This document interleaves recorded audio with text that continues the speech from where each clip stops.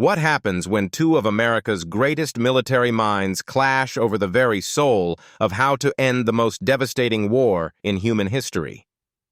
In May of 1945, as Allied forces crushed the final remnants of Nazi Germany, General George S. Patton Jr. stormed into Supreme Commander Dwight D. Eisenhower's headquarters with a proposition so audacious it threatened to reshape the entire post-war world.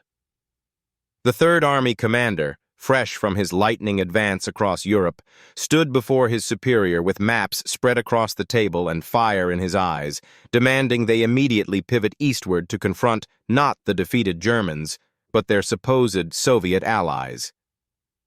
This wasn't just a military disagreement between two officers. It was a fundamental collision of worldviews that would echo through the Cold War and define the next half-century of global politics. Patton saw Joseph Stalin's Red Army not as liberators, but as the next great threat to Western civilization, while Eisenhower believed in honoring the agreements made at Yalta and maintaining the fragile alliance that had defeated Adolf Hitler. The tension in that room was electric, charged with the weight of millions of lives and the future direction of human civilization itself. Before we dive deeper into this explosive confrontation that almost changed everything, make sure you subscribe to this channel and hit that like button, because this is the kind of untold history that deserves to be shared with everyone who cares about how the world we live in today was truly forged. And don't forget to leave a comment telling us what aspect of this story surprises you most. The relationship between Patton and Eisenhower had always been complicated, a mixture of genuine respect, deep frustration, and the kind of friction that only emerges between men of vastly different temperaments forced to work toward the same goal.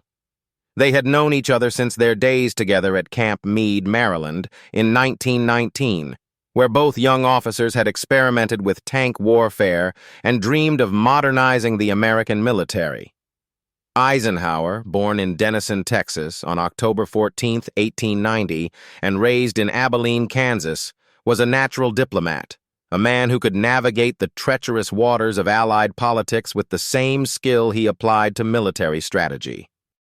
Patton, born into California aristocracy on November 11, 1885, was everything Eisenhower was not. Flamboyant, profane, deeply spiritual in his own eccentric way, and utterly convinced of his own martial destiny. By the time Operation Overlord launched on June 6, 1944, Eisenhower commanded all Allied forces in Western Europe, while Patton led the Third Army, a formation that would become legendary for its speed and aggression. Their partnership had survived the slapping incidents in Sicily during August 1943, when Patton struck two soldiers suffering from battle fatigue, an act that nearly ended his career and required all of Eisenhower's political capital to contain. It had endured through the carefully orchestrated deception of Operation Fortitude, where Patton's fictional First Army Group convinced the Germans the main invasion would come at Pas-de-Calais rather than Normandy. But nothing in their complex history had prepared either man for the fundamental strategic disagreement that would erupt as Nazi Germany collapsed in the spring of 1945. The seeds of this confrontation were planted long before the final German surrender, growing from Patton's increasing observations of Soviet behavior as the two great armies converged on the heart of the Third Reich. Throughout the winter and spring of 1945, as the Third Army drove through the snow-covered forests of the Ardennes, across the Rhine River at Oppenheim on March 22, 1945, and deep into Bavaria and Czechoslovakia, Patton watched the Red Army's advance with growing alarm. He saw how Soviet forces treated the populations they liberated, the mass deportations, the political purges, the installation of communist governments in Poland, Romania, Bulgaria, and Hungary.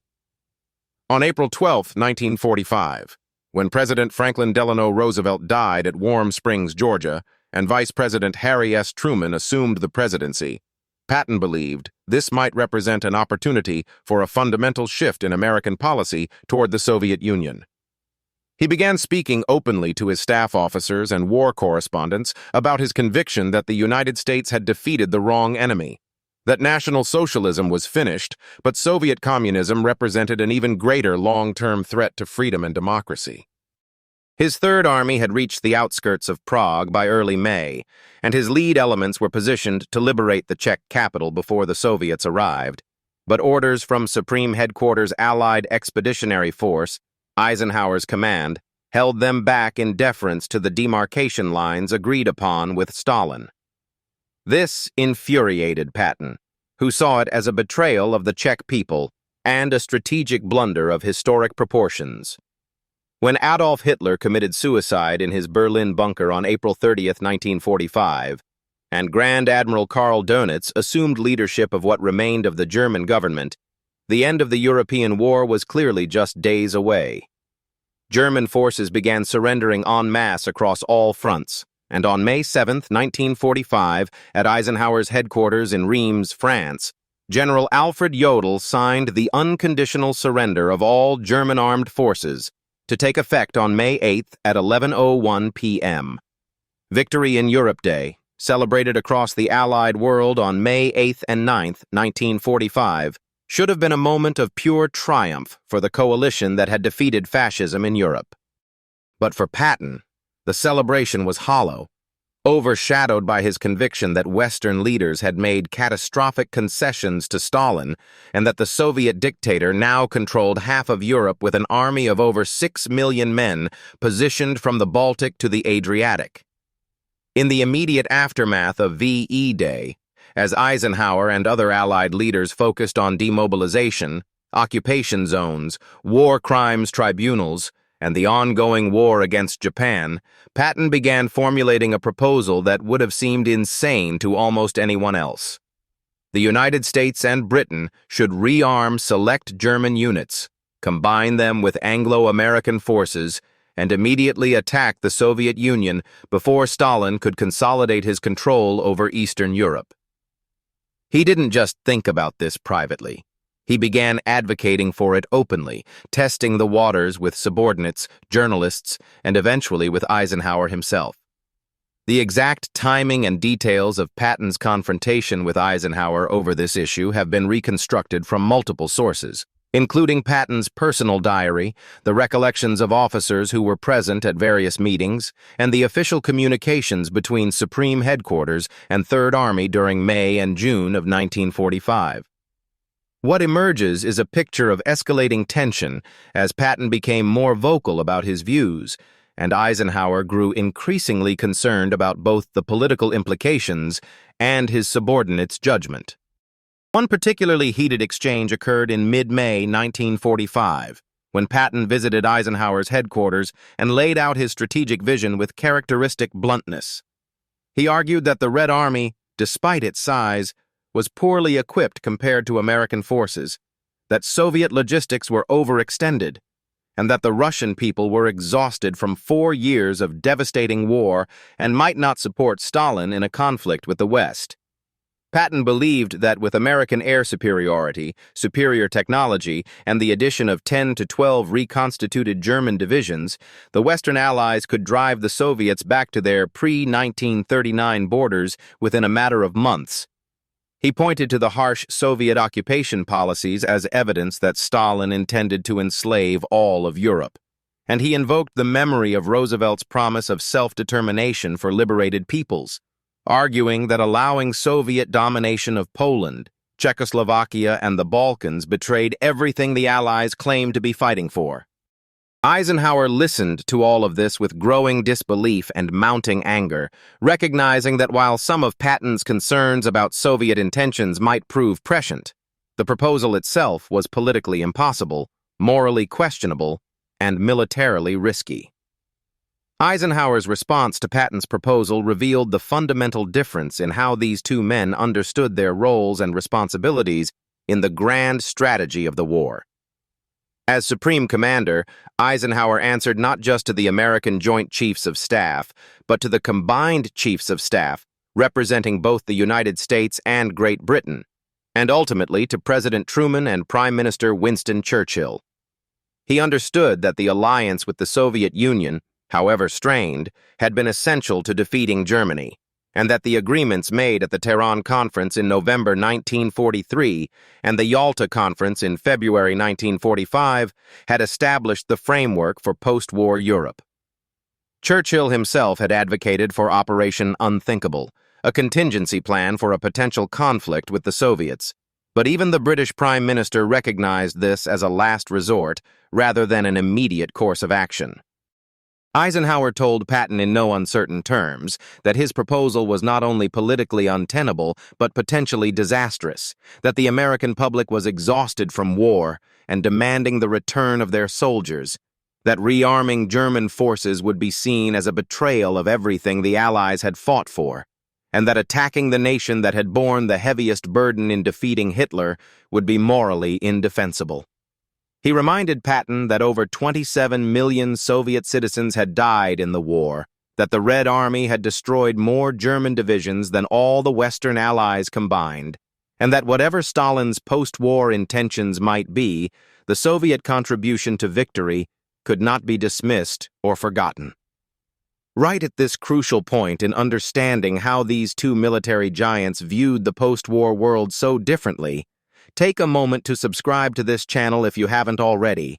Smash that like button to help this story reach more people who need to understand this pivotal moment in history.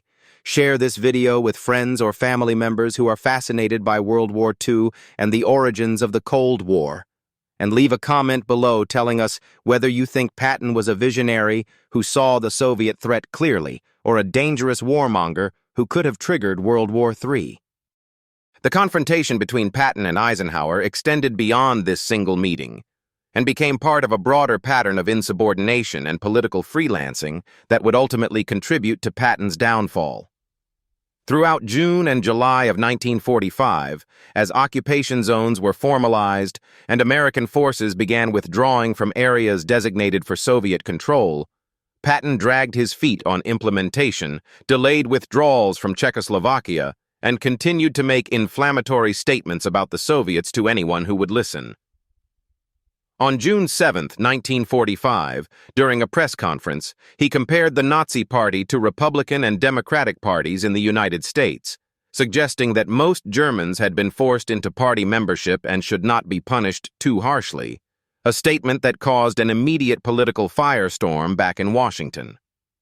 Eisenhower was furious, not just because the comments were offensive and politically tone-deaf, but because they represented a direct challenge to official denazification policy. By this point, Truman and his new Secretary of State, James F. Burns, were already dealing with increasing Soviet intransigence over Poland, the emerging crisis in Iran, where Soviet forces refused to withdraw from the northern provinces, and the beginning of what would become the Berlin crisis. The last thing they needed was their most famous field commander publicly advocating for a new war while simultaneously defending former Nazis. Eisenhower called Patton to his headquarters in Frankfurt and delivered what witnesses described as one of the harshest reprimands ever given to a senior American officer, making it clear that any further public statements contradicting Allied policy would result in immediate relief from command. Patton's response to this reprimand was characteristic of his complex personality. He apologized profusely, promised to follow orders, and then within weeks was again making controversial statements and pushing the boundaries of acceptable behavior for a subordinate commander. His Third Army occupied a large portion of Bavaria, including Munich, Nuremberg, and the Austrian provinces that would become the American occupation zone, and he ran this territory with a combination of military efficiency and political recklessness that drove his superiors to distraction. He delayed the removal of former Nazi Party members from administrative positions, arguing that Germany needed experienced administrators to prevent chaos, and that most low-level party members had joined for career advancement rather than ideological commitment. He continued to meet with journalists and give interviews in which he spoke ominously about the Soviet threat and suggested that America had won the wrong war. On August 6, 1945, when the United States dropped an atomic bomb on Hiroshima, followed by another on Nagasaki 3 days later, leading to Japan's surrender on August 15, 1945, Patton saw this as vindication of his belief that American technological and industrial superiority could overcome any enemy, including the massive Soviet ground forces. He began arguing even more vocally that now was the time to confront Stalin, before the Soviets could develop their own atomic weapons, and before demobilization weakened American military strength beyond the point where such a confrontation would be feasible. The final act of Patton's career played out through the late summer and fall of 1945, as Eisenhower and the War Department grappled with what to do with a general who was simultaneously one of America's greatest military heroes and an increasingly serious political liability. On September 22, 1945, at another press conference that would become infamous, Patton again minimized the importance of denazification and compared the Nazi threat to that of communism, stating his belief that the real enemy was the Soviet Union and that the United States should prepare for inevitable conflict. This was the final straw for Eisenhower, who consulted with Chief of Staff George C. Marshall and Secretary of War Henry Stimson before making the decision to relieve Patton of command of the Third Army. On October 7, 1945, Eisenhower called Patton to his headquarters and informed him that he was being reassigned to command the 15th Army, a paper organization responsible for compiling the history of the European War, a humiliating demotion for America's most aggressive and successful field commander. Patton understood immediately that this was the end of his active military career, that he was being put out to pasture, silenced, and removed from any position where his views could influence policy. He accepted the reassignment with outward grace but inward bitterness, convinced that Eisenhower and the political leadership in Washington were making a catastrophic mistake in trusting Stalin and dismantling the military force that had won the war. The story might have ended there, with Patton fading into retirement and becoming a footnote to Eisenhower's rise to the presidency, but fate had other plans. On December 9, 1945, while on a pheasant hunting trip near Mannheim, Germany, Patton's Cadillac staff car collided with an American Army truck at low speed, a minor accident that nonetheless resulted in severe injuries to Patton's neck and spine. He was paralyzed from the neck down and taken to the 131st Station Hospital in Heidelberg, where he lingered for 12 days, fully conscious and aware that he would never walk again. Eisenhower visited him in the hospital on December 10th, and witnesses to that final meeting described it as emotional and reconciliatory, with both men setting aside their strategic disagreements to acknowledge their long friendship and shared history. Patton died of a pulmonary embolism on December 21, 1945, at the age of 60, and was buried in the Luxembourg American Cemetery among the soldiers of his Third Army, the only general officer interred there. His death ensured that his warnings about Soviet intentions would be remembered, debated, and reinterpreted through the entire Cold War that followed, with each generation asking whether he had been a prophet or a warmonger, a visionary, or a man whose judgment had been clouded by his love of war itself. The historical verdict on the Patton-Eisenhower confrontation remains complex and contested more than 3/4 of a century later, shaped by subsequent events that Patton predicted but could not have fully foreseen. Within 2 years of his death, the Cold War that he had warned about became undeniable reality. The Berlin blockade of 1948 to 1949, the communist coup in Czechoslovakia in February 1948, the formation of NATO in April 1949, and the Soviet detonation of an atomic bomb in August 1949 all seemed to vindicate his warnings about Stalin's ambitions. The Korean War, which began on June 25, 1950, when North Korean forces backed by the Soviet Union and Communist China invaded South Korea, demonstrated that the conflict between democracy and communism would indeed define the post-war world and cost hundreds of thousands of additional American lives.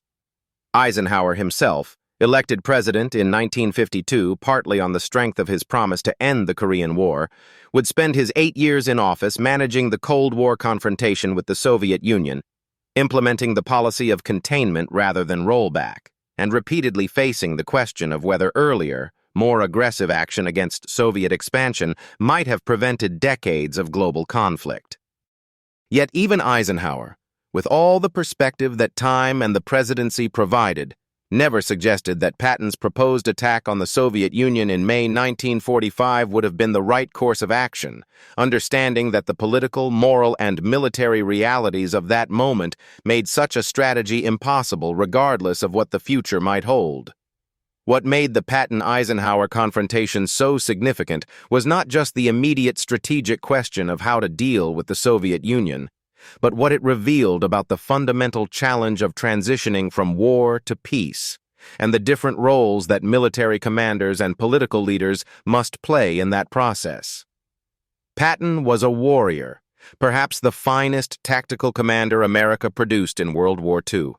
A man whose genius lay in the speed and aggression with which he could exploit enemy weaknesses and drive toward military objectives.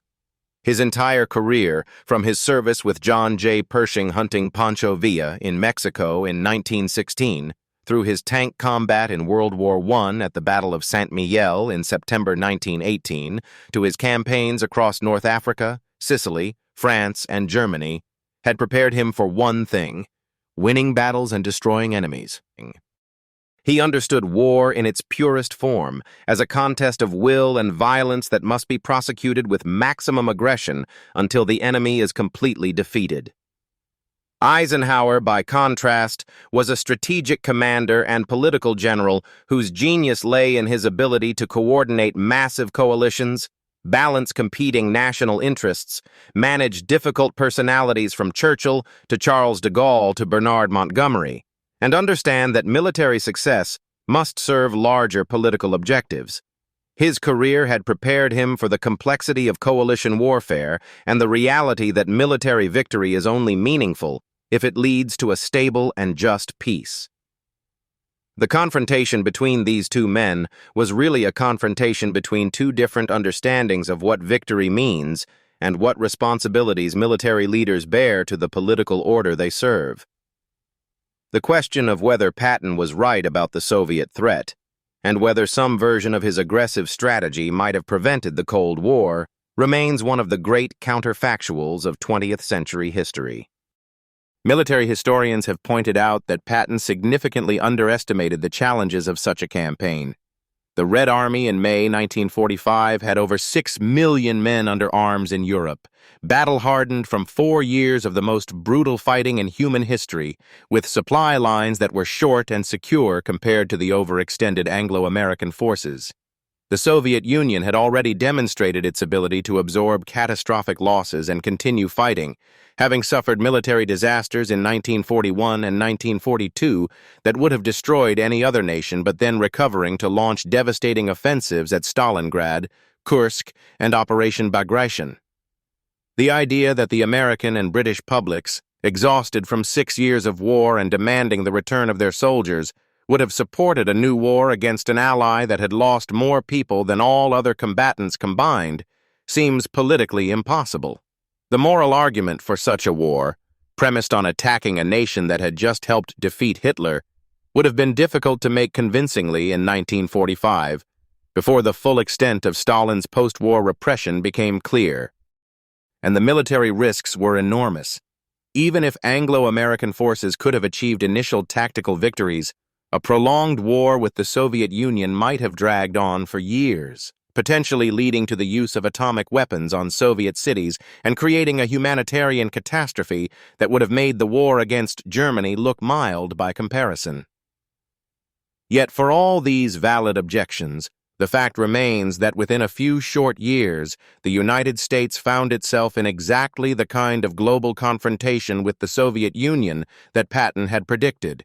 Except now, Stalin controlled half of Europe, had nuclear weapons, and faced an America that had largely demobilized its military might. As we reach the end of this remarkable story of two great American generals whose confrontation over the Soviet Union revealed the fundamental tensions in how wars end and new conflicts begin, it's worth reflecting on what this history teaches us about leadership, strategic vision, and the terrible responsibility of those who must make decisions that affect millions of lives and shape the future of civilization. Patton and Eisenhower both served their country with distinction, both contributed essential elements to the Allied victory over Nazi Germany, and both grappled in their own ways with the challenge of understanding what would come next in a world transformed by total war. The fact that they reached such different conclusions about how to handle the Soviet Union reflects not moral failure on either part, but the genuine difficulty of these questions and the way that different experiences, temperaments, and responsibilities shape how leaders perceive threats and opportunities. Patton's warnings about Soviet intentions proved largely correct, but Eisenhower's judgment about the political and military feasibility of confronting the Red Army in 1945 was probably also sound, leaving us with the uncomfortable historical truth that being right about a problem does not necessarily mean your proposed solution would have worked. Before you go, make sure you've subscribed to this channel because we bring you these deep dives into the crucial moments that shaped our world. Hit that like button. If this story gave you new perspective on World War II and the Cold War, share this video with anyone who loves military history or wants to understand how the world we live in today emerged from the decisions made in 1945, and leave a comment telling us what surprised you most about this confrontation, or whether you think history has vindicated Patton's warnings or Eisenhower's caution, because these conversations matter, and your voice is part of how we collectively make sense of our shared